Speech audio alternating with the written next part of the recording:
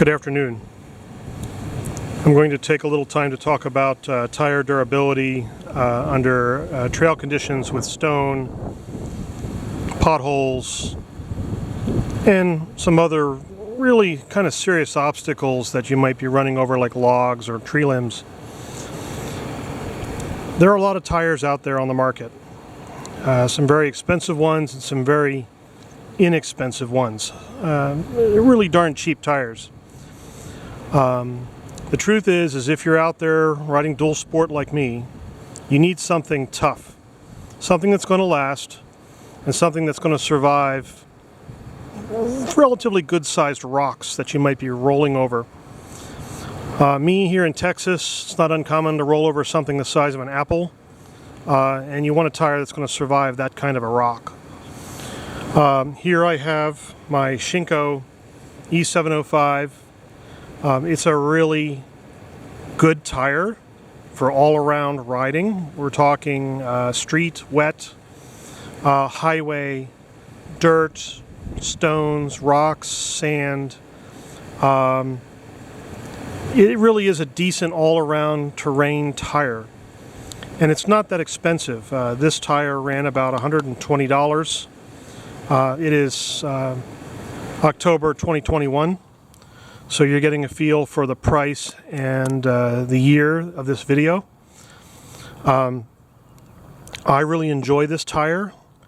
Unfortunately, when you first put them on your bike, you'll find that the roll quality is a little poor. They tend to be a little wobbly and wiggly and thumpy and bumpy. But after some time, they do smooth out and they do get better.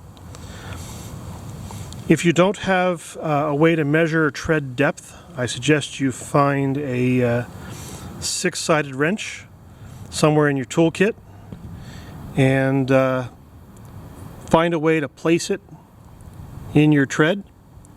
And you can see there that the back tire has a lot of tread depth on it for this particular E705. If I were to take this over to the front tire, which is still very new, which is also an E705, you're going to find that the tread depth is, well, it's a little less than what the rear tire is. Now that's not a bad thing. The front tire has pretty good control as a new tire. It works for me. Good off-road and on highway. This tire is a couple months old, and it is just about at the end of its life. I could ride it for a couple more days. The tire is developing lumps already. That's not such a bad thing. I run this tire anywhere from 28 psi up to a high end of around 37 or 38 psi. Almost half of the tires I buy of different kinds develop these little lumps. The Avon AV53 that I had did develop some cracks in its lumps. Its lumps got pretty big. So I removed that tire.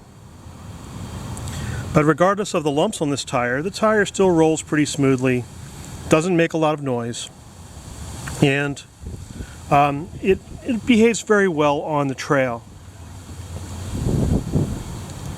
On the side of it, you can see here that I have a lot of tread depth, but here at the middle, you can see that I'm down to, I'd say the last quarter or so of that tread. And that's reasonable.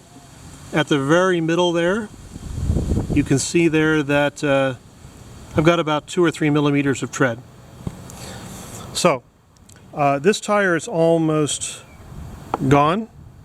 I have a patch in it. I have a bacon strip patch, and it has been very good. No problems with leaks. So if you have a patch in your tire, these tires do hold that patch pretty well. The patch is right about here on the tire. It's been holding up really well for me. So if you think you've spent too little for your tire. The Shinko is actually not a bad tire to actually have. I think for about 120 bucks you'll get a really good deal out of this tire. It will hold up pretty good, and it will give you good grip on the highway at speed. Thank you very much.